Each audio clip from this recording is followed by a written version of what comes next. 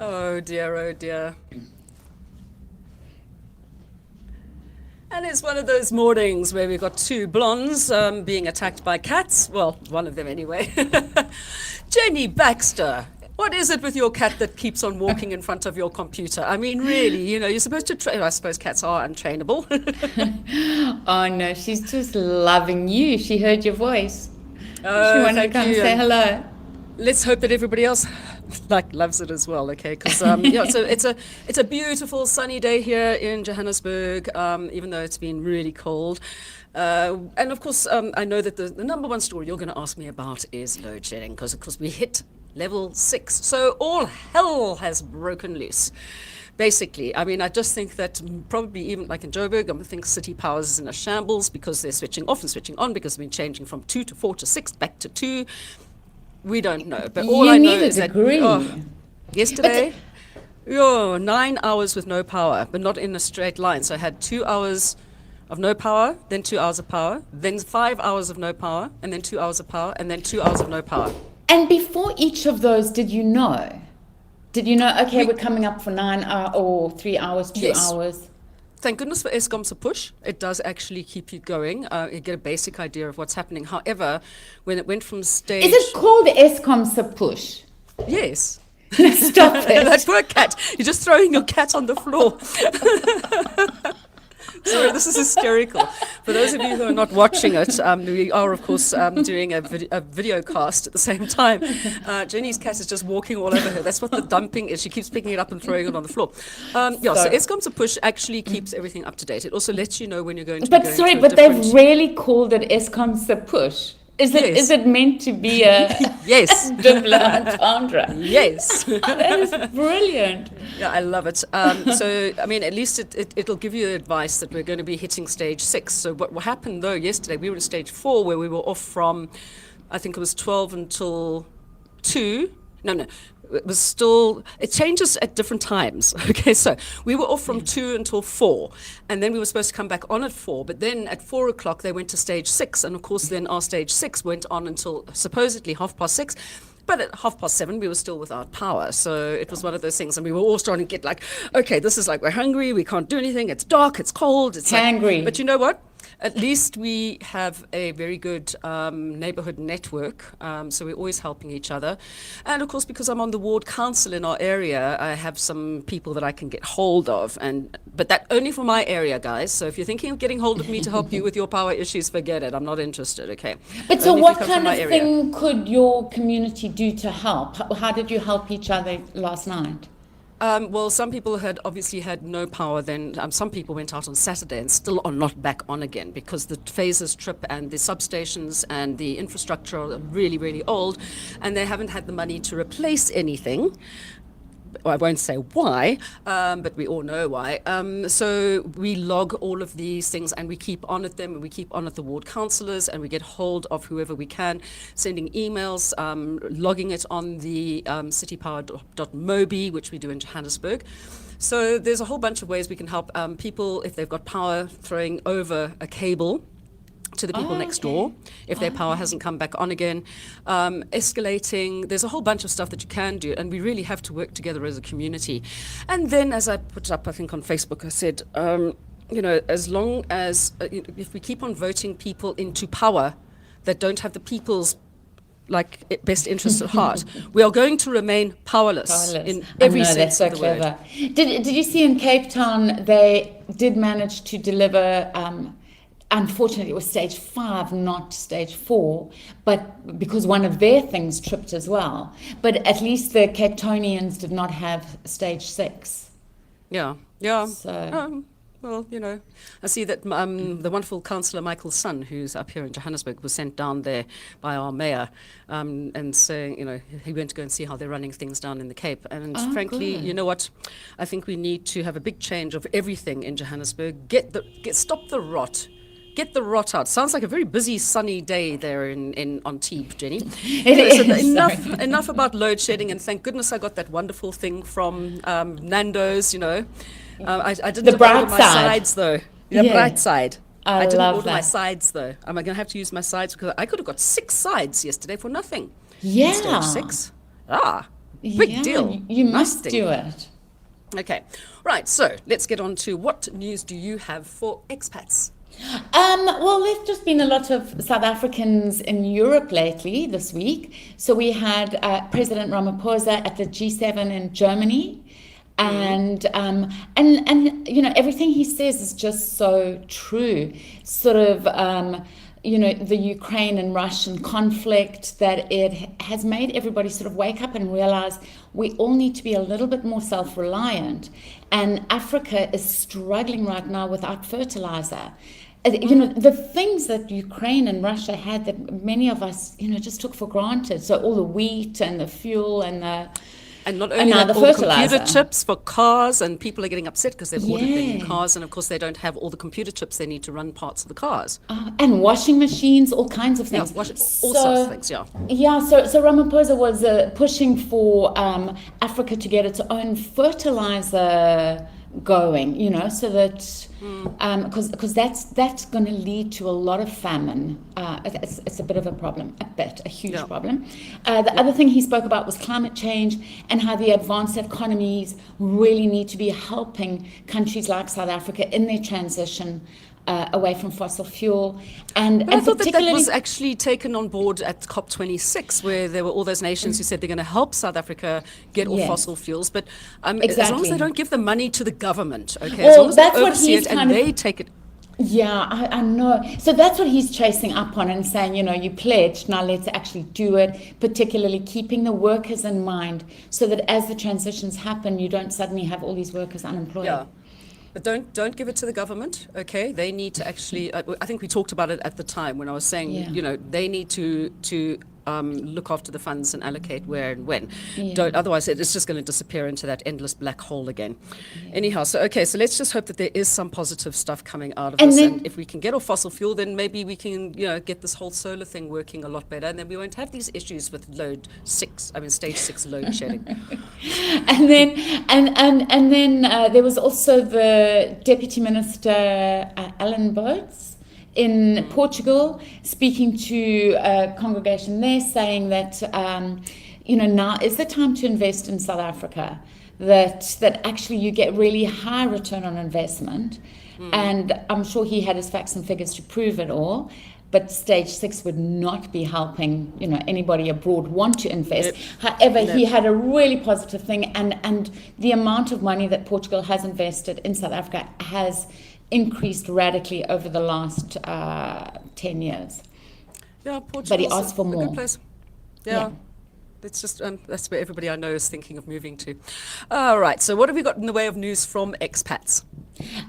Today and yesterday, I don't know if we have spoken about it before, you know, obviously the Ghislaine, what do English people say? They call it Ghislaine or something? Ghislaine. Yeah, Maxwell.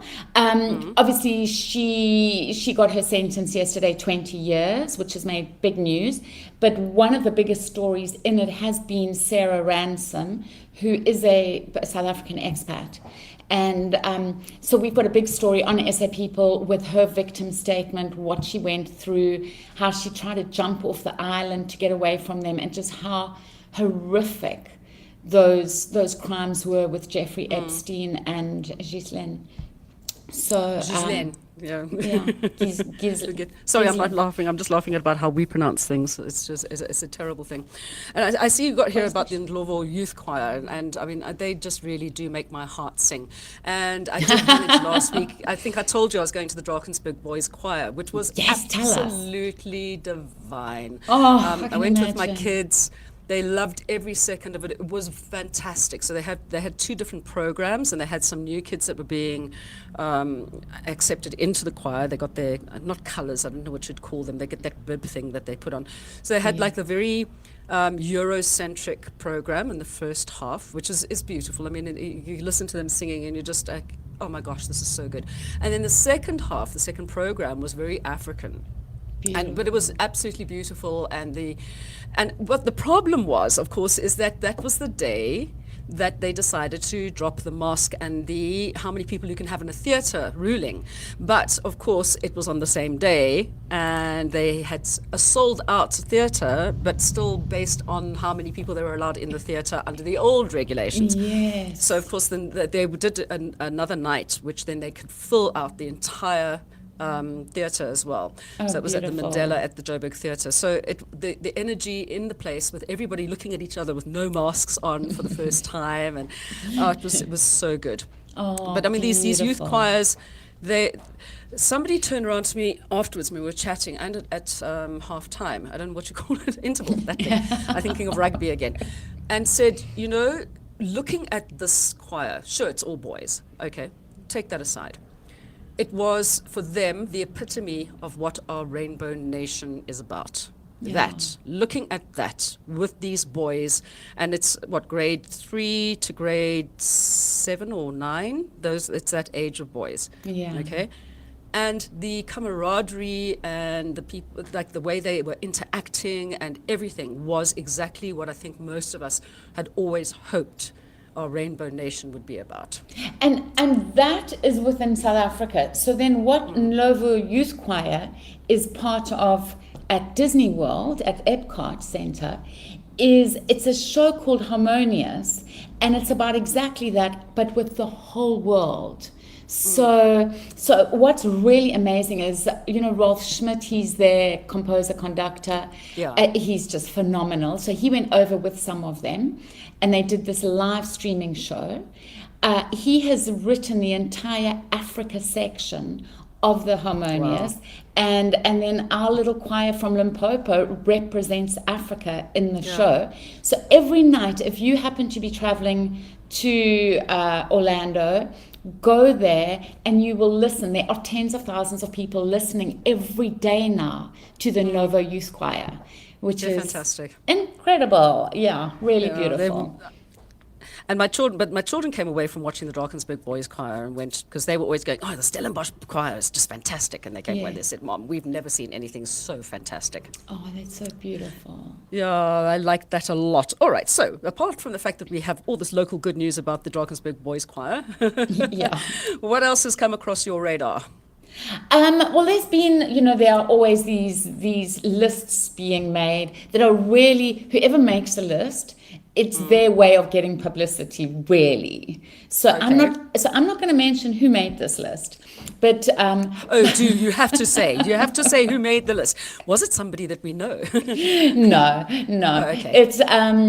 It's like a real estate company, and Okay. and so they used this eye tracking technology, and they got all these people to look at different pictures of roads around the world, and then whichever roads photos got looked at the most were placed first, second, third, So Yeah. there's a Japanese road full of cherry blossoms, Philosopher's Park, Fuji in the whatever. background, yeah. Yes, so that was number one. And South Africa's Herbert Baker Street or Road in Pretoria, Yeah. in Kroonkloof, I think. Yeah. That got number 4 out of 50 roads. Is that with the jacarandas and the white? Is that the road that's got all the white jacarandas? Exactly, the very rare white jacarandas. I think there are about 100 of them. Yeah. And so that's really, really cool. So, That is pretty cool. yeah. Hope Yeah. more people come visit. Well, hopefully they do. I think that I would be putting off my travels for a while until I knew that I had power. Don't say that. Lordy. It's a different kind of holiday, just more braais and more outdoors. I was thinking about it. More camping. And quite frankly, I mean, I actually weather The weather. the cold weather and load shedding quite well, mainly because I download all my podcasts, okay? Because I'm a podcast fanatic. I love it. I listen to a whole bunch of different stuff. So when we have power, I download. And then fortunately, I have town gas, Egoli gas. So I'm warm. I stay in the one room. I've charged up all my solar lamps. So I sit there, I listen to my podcasts, and I make blankets for the less fortunate. I either knit them or I crochet them. And I sat there and I thought, I lived 20 odd years ago in Sodwana when there was nothing, and most of the time we didn't have power. I didn't even have my own bathroom. I didn't have a television. I didn't have computers, didn't have cell phones. If we wanted to call somebody, we used a ticky box. And I don't think I've ever been as happy in my life as I was when I was living there like that. And so I sat there and said, stop talking yourself into being unhappy that you don't have power. I'm not sitting there and saying, oh, because there's people who are worse off in the world. And that's got nothing to do with it, because this is my life and this is how it affects me. I think everybody needs to say, okay, fine, it's very frustrating, especially if you're working from home or you can't do your work or you've got a small business or a restaurant and you can't do these things anymore. But I think if you look at the positives and find different ways, we're South Africans, we're entrepreneurs, we are a boer maak 'n plan. Okay, so start thinking about how you can change it and about why it's actually probably better for you to get away from technology and all of these things. Sorry, that's Melly's thing, a little bit of positive thinking for the day. Always a soapbox around, yes. I'm You're right. sorry, I should have gone into politics, hey. You will. I bet Maybe you. not. Anyway, so talking about things that keep me entertained, I mean, I've just been loving, there's certain things like on Showmax, you can download certain programs onto your phone. So when you have no power, as long as you've charged your phone up, you can still watch stuff from Showmax, which is a bonus. Can't do it on my laptop for some reason, but can do it on my stupid phone. Your unsmart phone. Yeah, and I keep myself entertained with everything. So I can watch stuff if I want to. As I said, I listen to the podcasts, mainly British podcasts, I have to be honest, and it's always about science because I'm a bit of a geek. No, you're not. So you keep yourself entertained. Yeah.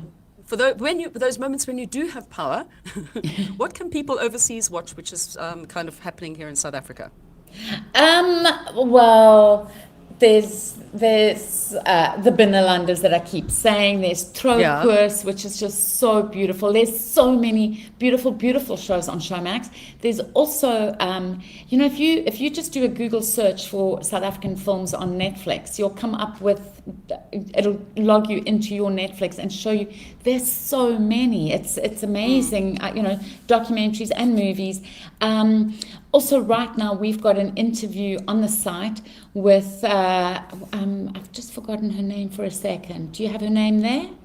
Taryn Wingard. That's it, yes. So she's in this new movie, this new TV series, Pulse. Yeah. And it is a horror about kind of playing games, video games, and then getting stuck in it and having, basically, you're having to survive for your life, and so it's like a mixture, but a scary kind of Jumanji. Very scary, very, very, very scary. And she said they were in Mauritius when suddenly Omicron came, and all their friends and family who were meant to be flying over the next day to join them in Mauritius couldn't come. And so they were stuck there, and it's really quite interesting. She said how Showmax saved her because she could watch Showmax in Mauritius and stay connected with home. Aww. So yeah, unless you live in America, other expats can stay connected. Unfortunately, it's not in America, which makes Americans so sad. Yeah, well, I mean, this is the thing, stay connected and just remember that we're still here down the bottom part of Africa. Right, and what else is happening on the bottom part of Africa? Oh, before we go into what's coming up next week, I don't know if you saw that somebody was taken out by a great white shark yesterday. At Plettenberg Bay. Yeah. Yeah, very sad. And I think he was... And I think he was a local guy, so he was. He'd been swimming there every single day, even though they had great white sharkings. Great white shark sightings. That's it. There's sharkings at the moment. If you have any sharkings, don't go in the water. Yeah. Otherwise, you're going to need a bigger boat. And talking sharks, that's what we've got coming up. There's a new campaign. It's called On the Brink, and they are. I think the Forestry's department is involved, as well as Wild Trust and some private organisations, NPOs, and basically they're saying that South Africa can help save the shark, because obviously shark numbers are dwindling, unfortunately, and they're going to make some sort of protected areas, some sanctuaries in South African waters, which is fantastic. So we'll have more on that campaign and what you can do to support the campaign. Yeah. There are more people killed every year by chairs than there are by sharks. Did you know that? Can we stand next time? I'm kind of scared of my chair right now. And I think more people die from custard creams than are killed by chairs every year. So it's just that sharks are scary, and I put it all, and that's why I said you're going to need a bigger boat because of Jaws. And that came up because I was listening to a thing on acoustics and music on the Infinite Monkey Cage with Professor Brian Cox, which I absolutely love. And they were talking about how the music actually brings up that and how they went through the whole explanation of what the music does to you. So please, people, stay out of the water. Remember, sharks belong there. You don't necessarily. Okay. Unless you want to go and play with penguins and octopus and stuff, but make sure that you have somebody watching out for sharks so you don't get eaten and give them a bad rap. I think it's unfair. They're just doing what they do naturally. All right, so that's what we've got coming up on SAPeople.com next week. So don't forget to go and have a read and see how you can be useful. Jenny, what are you doing with the rest of your day? I am going into the sunshine and am hoping to meet up with a woman called Sonia Dalport who promotes the winelands, yes. Yes, Cape Winelands. Yeah. Yeah. She's in Antibes for a few days, and I'm hoping to meet up with her today and catch up on South Africa and South African wines. Oh, do you think she's brought you a few bottles? Wouldn't that be divine? It would be lovely. Anyway, enjoy the week. And don't forget, of course, if you've got any more news that you'd like to either read about or share with Jenny, you can get along to SAPeople.com or just go onto Facebook and go and have a look and see what's happening on there. You can share your posts there, your pictures there. There's been some fantastic things happening. And I mean, the snowfall down in the mountains, which those Cape Tonians would remember to close their fridge doors because they've been nice and warm. So they left the doors open. But anyway, it's all fun and games, and we will catch up with you again next week with more great news coming out of South Africa for people here and abroad. Jenny, thank you very much. Thank you, Mel. Bye.